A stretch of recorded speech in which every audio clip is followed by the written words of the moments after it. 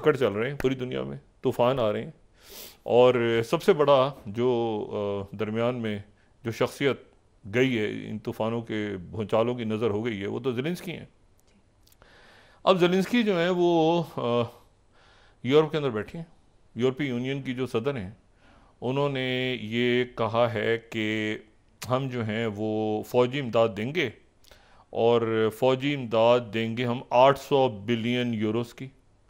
और सारे जो यूरोप के मुल्क हैं, जो 27 यूरोपीय यूनियन के ममालिक हैं, वो 1.5 बिलियन उनको लोन्स दिए जाएंगे, वो लोन्स जनरेट करें।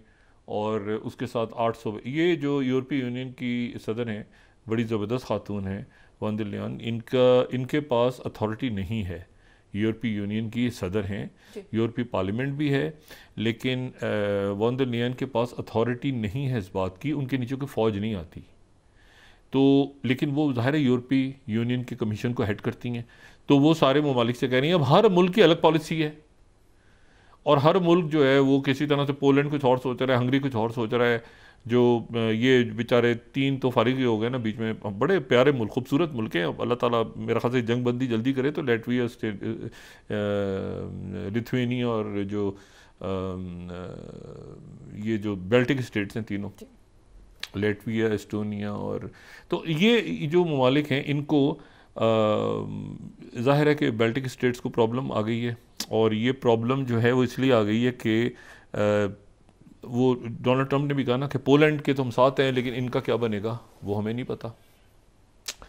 तो अब इशू ये है कि लेटविया, एस्टोनिया, लिथुआनिया और ब्लैक सी और पोलैंड जो है वो, उसके बाद ये दाएं तरफ देखें आप या जनूब में देखें तो पोलैंड आ रहा है, और फिर उसके बाद जो है वो रशिया है ऊपर। तो ये 3 रियासतें जो कि बेल्टिक सी के बिल्कुल साथ हैं, ये बिल्कुल, आप देखिए कितना दूर है इनसे वेस्टर्न यूरोप। वेस्टर्न यूरोप कितना दूर है, बेल्टिक सी आ रहा है दरमियान में भी, रोड अगर आप मेन लैंड से जाते हैं तो जर्मनी, उधर से उधर, तो ये, लेकिन मेरे ख्याल से रशिया जो है वो ज़ाहिर है कि कोई ऐसा, मतलब ये ठीक रहेंगे तीनों ममालिक। ये वो है जिनको न्यू यूरोप कहा था रम्सफील्ड ने, क्योंकि ये नए नए शामिल हुए थे ना 2004 में नेटो में, तो रम्सफील्ड बड़े खुश थे, इनको बहुत लड्डू पेड़े खिला रहे थे जाके डोनाल्ड रम्सफील्ड कि भाई ये ओल्ड यूरोप तो पुराना है, थका हुआ है, फजूल है, क्योंकि ओल्ड यूरोप जा नहीं रहा था उस वक्त इराक वॉर में, तो इसको न्यू यूरोप कह रहे थे। इनको 2004 में शामिल कर लिया था नेटो में, और ये लोग बड़े खुश हो रहे थे।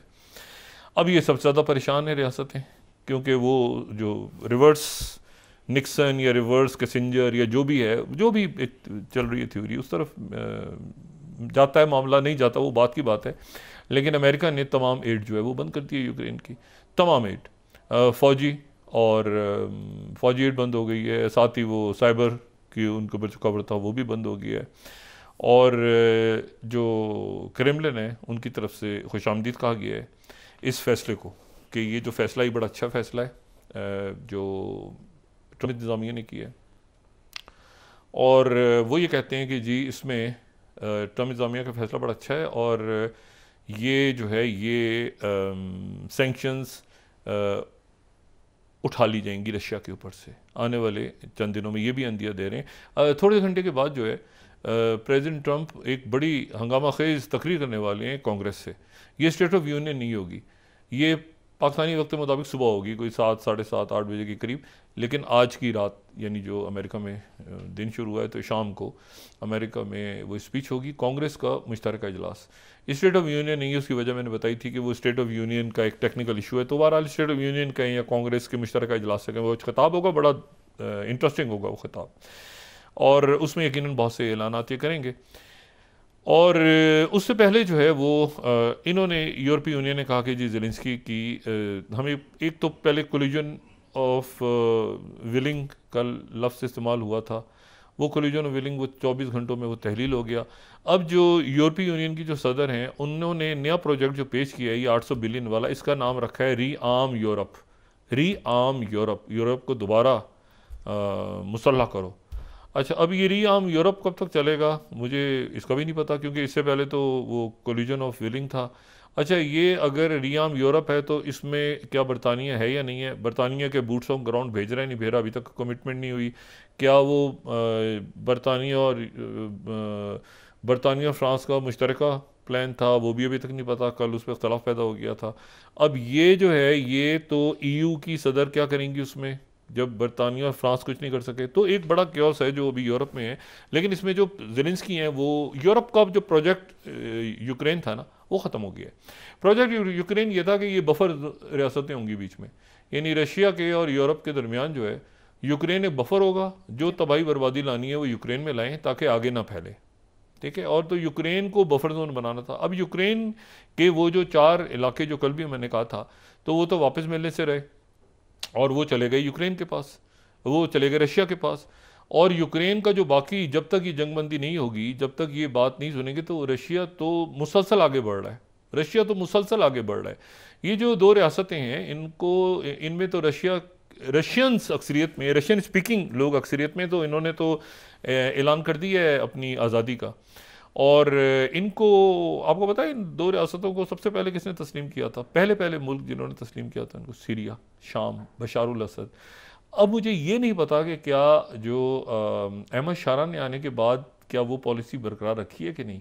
इन रियासतों को सीरिया ने एक्सेप्ट कर लिया था इंडिपेंडेंट स्टेट्स के तौर पे, अक़वाम मुत्तहिदा ने नहीं किया था, बाकी दुनिया ने नहीं किया था, सीरिया ने कर लिया था। तो अभी वो क्लैरिटी नहीं है कि अहमद शारा जो है, क्योंकि अहमद शारा की बात हो चुकी है प्रेसिडेंट पुतिन से, ये ज़हन में रखें। पुतिन और अहमद शारा जो है वो एक पेज पे आ चुके हैं। बशर अल असद के जाने से कोई फ़र्क नहीं पड़ा रशियन पॉलिसी को।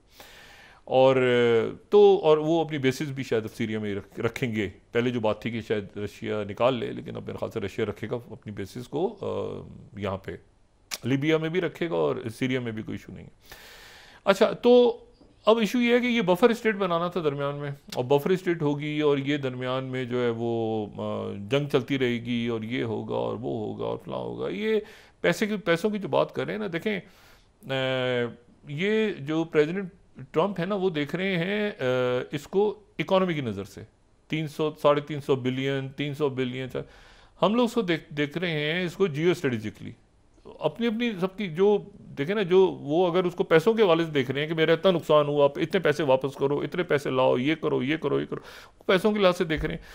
कुछ मुल्क इसको जियो स्ट्रेटेजी के हवाले से देख रहे हैं। जो यूरोप है इसको वहीं फंसा हुआ है कि ये वही सोवियत, कोई बहुत ही सोवियत यूनियन से नफरत करने वाले लोग हैं, या रशिया से। सोवियत यूनियन के दौर में तो ज़ाहिर सर्द जंग चल रही थी तो एक था, लेकिन जो रशिया तो बाद में आ गया था यूरोप के साथ, तो रशिया के तो बड़े अच्छे ताल्लुकात हो गए थे, वो तो G8 बन गया था। लेकिन ये है कि उसके बाद वो सारा बैंकिंग अरेंजमेंट सारा, रशिया तो स्विफ्ट का हिस्सा दुनिया के साथ शामिल हो गया था बाकायदा। रशिया जैसे चाइना इससे शामिल है अपने सिस्टम को रखते हुए, पार्लिमानी जमहूरियत के बगैर, जो भी उनका निज़ाम है, एक पार्लिमानी जमहूरियत तो है ना, वहाँ पर भी ड्यूमा है, सब कुछ है, लेकिन अपना सिस्टम जैसा भी है उनका, तो वो आ गए थे वेस्ट के साथ। फिर जॉर्जिया में फटा हुआ तो वहाँ से मामला ख़राब हुए। एनीवे, अब यह है कि पुतिन जंग जीत चुके हैं। क्या ज़ेलेंस्की किस तरह हारते हैं? डील करके हारते हैं, डील के बगैर हारते हैं, rare earth minerals agreement sign करके हारते हैं, उसके बगैर हारते हैं। यूरोप में से कौन उनके साथ खड़ा होता है, कौन साथ नहीं खड़ा होता, ये तय हो गया कि पुतिन जीत गए। पुतिन जीत गए क्योंकि आगे बढ़ रहे हैं ना, आगे बढ़ते जा रहे हैं, और मुकाबले पे यूरोप में तो कोई उनसे नहीं लड़ेगा। ना कोई यूरोप के पास फौज है, ना उनकी आर्मी बनेगी यूरोप की, और वो ब्लीड होंगे। जितना ज़्यादा वो ज़ेलेंस्की का साथ देंगे वो ब्लीड होते जाएंगे। अब उन पर टैरिफ्स आएंगे। ब्लीड से मतलब ये है कि वो इकॉनमी ख़राब होती जाएगी, ये होता जाएगा, और उधर वो डायरेक्ट फ्लाइट शुरू हो रही है और किसी मीटिंग शुरू हो जाएगी उनकी। और कल जो है वो शाम को एक और जो है वो उन्होंने प्रेस के साथ खिताब किया, उन्होंने प्रेस टॉक की प्रेसिडेंट ट्रंप ने। और उसमें उस प्रेस टॉक में जो है उन्होंने जो Taiwan semi conductor manufacturing company है उसके जो CEO हैं वो उसके साथ थे, उनके साथ खड़े हुए थे, और साथ डेविड सैक्स थे। डेविड सैक्स जो हैं वो जाहिर है कि ये पेपॉल में रहे हैं पहले, और फिर माइक्रोसॉफ्ट में भी रहे हैं, बड़े ज़बरदस्त टेक के आदमी हैं। और जो AI और क्रिप्टो का सारा मामला है ट्रम्प एडमिनिस्ट्रेशन में, वो ये देख रहे हैं, वो भी साथ थे। अब ये जो ताइवान सेमीकंडक्टर मैन्युफैक्चरिंग है, इसकी जो TSMC, ये जो है इनको इन्होंने ऐलान किया कि हम $100 बिलियन की इन्वेस्टमेंट करेंगे अमेरिका में। $100 बिलियन की इन्वेस्टमेंट ताइवान की कंपनी करेगी अमेरिका में। ये जो TSMC है ये सेमीकंडक्टर बनाती है, ठीक है।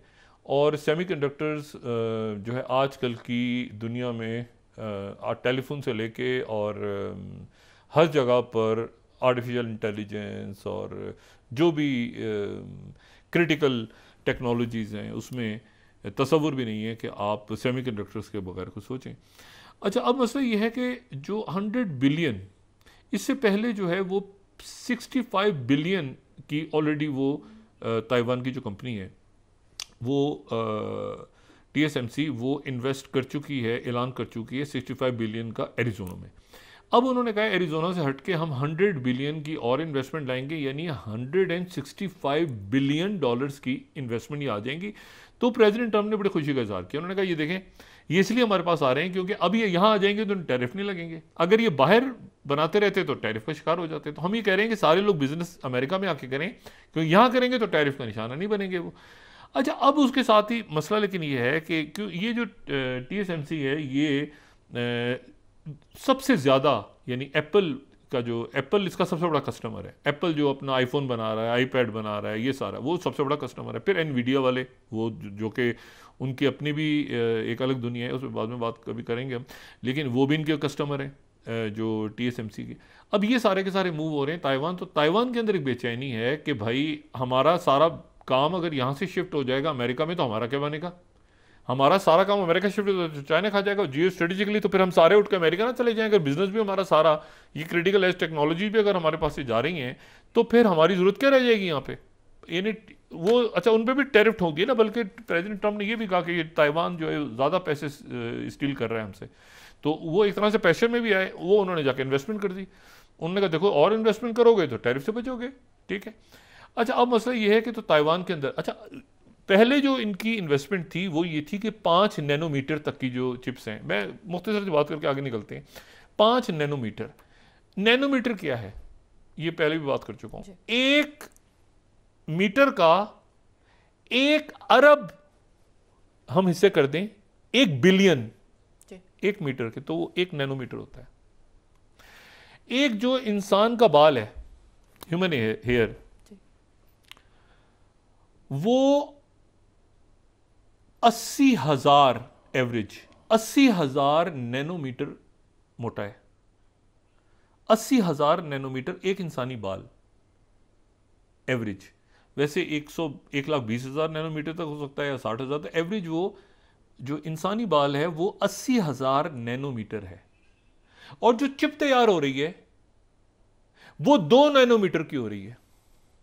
एक इंसानी बाल की मोटाई 80,000 नैनोमीटर है और एक जो चिप तैयार हो रही है इस वक्त वो 2 नैनोमीटर की है। इन्होंने पहले जो इन्वेस्टमेंट की बात की थी तो इन्होंने कहा था कि हम 5 नैनोमीटर तक की चिप्स को आपके पास ले आएंगे, अमेरिका में ले आएंगे, लेकिन 2 नैनोमीटर की दुनिया में कोई तैयार नहीं कर रहा, तो हम 2 नैनोमीटर की नहीं लाएंगे। 2 नैनोमीटर की हम ताइवान में रखेंगे, क्योंकि वो एक ऐसी टेक्नोलॉजी है जो किसी के पास नहीं। तो हमारे पास कोई लेवरेज तो रहे कि भाई हम 2 नैनोमीटर की चिप बना रहे हैं, चिप्स। उसके बाद इन्होंने कहा कि नहीं 2 नैनोमीटर की भी लेकर आओ। तो कल प्रेसिडेंट ट्रम्प जब अपनी बात कर रहे थे तो उन्होंने उसमें कहा कि फैब्स यानी चिप की जो फैक्ट्रीज या कंपनीज हैं वो फैब्स कहलाती हैं। उन्होंने कहा कि फैब्स जो हैं ये यहाँ पर आके 2 नैनोमीटर की भी तैयार करेंगी और ये हेयर के ऊपर बाल की जो बिल्कुल नोक है उसके ऊपर चिप आ जाती है और पूरी इंसानी इंटेलिजेंस जो है वो एक बाल की नोक के ऊपर आ जाती है। वो बात बिल्कुल ठीक कह रहे थे। एक इंसानी बाल जो है उसमें आप देखें, अगर हम हेयर स्ट्रक्चर देखें ना, सेकंड में जल्दी से तो कह के निकलता हूँ, बात चूँकि इंटरेस्टिंग है इसलिए हमें अंदाजा होगा हम कहाँ खड़े हैं। एक इंसानी बाल जो है वो है 40,000 से 1,20,000 नैनोमीटर तक, ठीक है। 2 नैनोमीटर की चिप की बात हो रही है। अच्छा, और उसके बाद जो है वो ये जो पिन नीचे नजर आ रही है आपको, एक पिन, ये 1 मिलियन 10 लाख नैनोमीटर इसकी मोटाई है। 10 लाख। हम बात कर रहे हैं चिप कितनी, 2 नैनोमीटर की।